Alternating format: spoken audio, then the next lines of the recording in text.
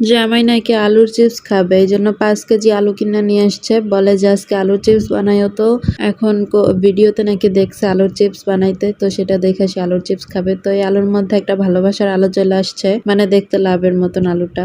তো আমি এখানে থেকে কিছু বড় বড় আলু বেছে নিয়েছি, এগুলো দিয়ে দেখি ট্রাই করব। আমিও ইউটিউব দেখে নিয়েছি কিভাবে আলুর চিপস বানায়। আগে তো আমার মা খালারা আলুগুলো কেটে সিদ্ধ করে শুকিয়ে তারপরে বক্স ভরে রেখে দিত, তার পরবর্তীতে যখন ইচ্ছা করতো তখন ভেজে খেত। কিন্তু এখন তো দেখি অন্যভাবে বানায়। যাই হোক, আমার কাছে যেহেতু অত সময় নেই, আমি ইউটিউব দেখে আলুগুলো ছিলে ছোট ছোট গোল গোল করে পাতলা পাতলা করে কেটে নিয়েছি। এখন এগুলোকে কি করা যায় দেখি। ইউটিউব রেসিপি অনুযায়ী আমি ট্রাই করেছি, খেতে মোটামুটি হয়েছে, তত একটা ভালো হয়নি। কিন্তু ভিডিও দেখে মনে হয়েছিল অনেক মজা হবে, অনেক টেস্টি লাগে, কিন্তু আসলে ওরকম কিছুই না। এই আলুগুলো এখন ভালোভাবে ধুয়ে নিচ্ছি। ধুয়ে তারপরে এগুলোকে হালকা সিদ্ধ করে নিব। কড়াইতে পানি দিয়ে লবণ দিয়ে তার মধ্যে আলুগুলো ছেড়ে দিব। হালকা একটু সিদ্ধ হলে নামিয়ে নিতে হবে। আমার মতন কে কে এরকম আলুর চিপস বাসায় বানিয়ে খান তা কমেন্ট করে বলে যাবেন।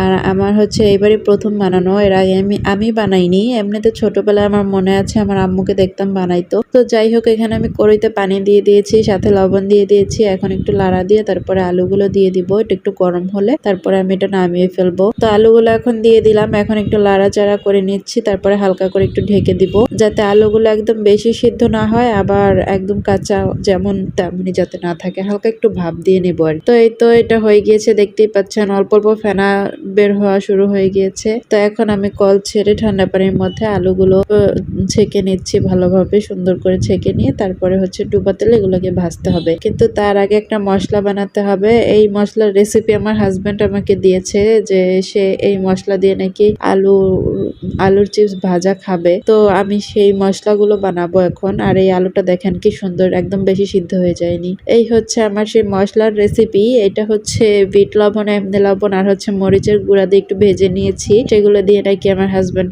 আলুর চিপস খাবে। তো দেখলাম মশলাটা আসলে তেমন একটা ভালো লাগে না, শুধুই বলেছে সে। এখন এই চিপস গুলো ভালোভাবে ভেজে নিচ্ছি তেলের মধ্যে দিয়ে। এগুলো ভালোভাবে ভেজে নিয়ে তারপরে তেলটা একটু ছেঁকে নিব।